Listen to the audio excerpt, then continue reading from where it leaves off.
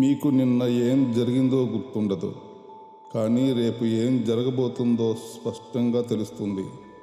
ఇలాంటి పరిస్థితి మీకు వస్తే ఏమవుతుంది? ఇది ఒక ఊహ కాదు, అభయ్ అనే ఒక మనిషి చూస్తున్న నిజమైన నరకం. అభయ్ కళ్ళు తెరిచేసరికి ఒక కేఫ్లో ఉన్నాడు. చేతిలో వేడి కాఫీ ఉంది. కానీ నేను ఎవరు, ఇక్కడికి ఎలా వచ్చాను అనే ప్రశ్నలకు అతని దగ్గర సమాధానం లేదు. అతని గతం అంతా ఒక శూన్యం. కానీ సరిగ్గా మరుక్షణం అతని మెదడులో ఒక దృశ్యం మెదిలింది. అది గతం కాదు, రాబోయే భవిష్యత్తు. 10 నిమిషాల తర్వాత ఒక వ్యక్తి లోనకు వచ్చి గుండెపోటుతో పడిపోతాడని అతని మెదడు చెబుతోంది. సరిగ్గా 10 నిమిషాలకు అదే జరిగింది. అభయ్ అతన్ని కాపాడుతాడు. ఆ వ్యక్తి, థ్యాంక్స్ తమ్ముడు, నీ పేరేంటి అని అడిగితే అభయ్ సమాధానం చెప్పలేకపోతాడు.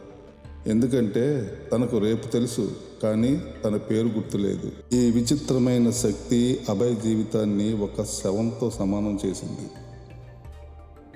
డబ్బు ఉంది, కానీ అనుభవించడానికి గతం లేదు.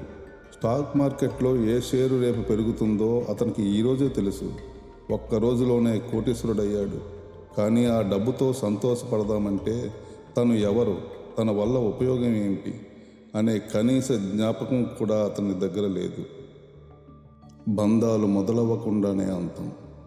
ఒక అమ్మాయి అతనికి పరిచయమైంది, కానీ ఆమెను చూడగానే 3 ఏళ్ల తర్వాత ఆమె అతన్ని వదిలివేసి వెళ్ళిపోతుందని, ఆ రోజు తను ఎంత ఏడుస్తాడో ఆ భావన ఈరోజే అతని మెదడులోకి జ్ఞాపకంలా వచ్చింది. దాంతో ఆ బంధం మొదలవ్వకముందే ఆమెకు దూరంగా జరిగిపోయాడు. మనమందరం గతాన్ని గుర్తుపెట్టుకుని వర్తమానంలో భయపడతాం, కానీ అభయ్ భవిష్యత్తును చూస్తూ వర్తమానంలో స్తంభించిపోయాడు. రేపు ఏం జరుగుతుందో తెలిసినా దాన్ని మార్చలేడు. మార్చాలని చూస్తే అంతకంటే ఘోరమైన దృశ్యాలు అతని మెదడుని తవ్వేస్తున్నాయి. గతం లేని మనిషికి మూలాలు ఉండవు. భవిష్యత్తు మాత్రమే తెలిసిన మనిషికి ప్రశాంతత ఉండదు. ఈ కథ ఎలా ఉందో మీరు కామెంట్ చేయండి.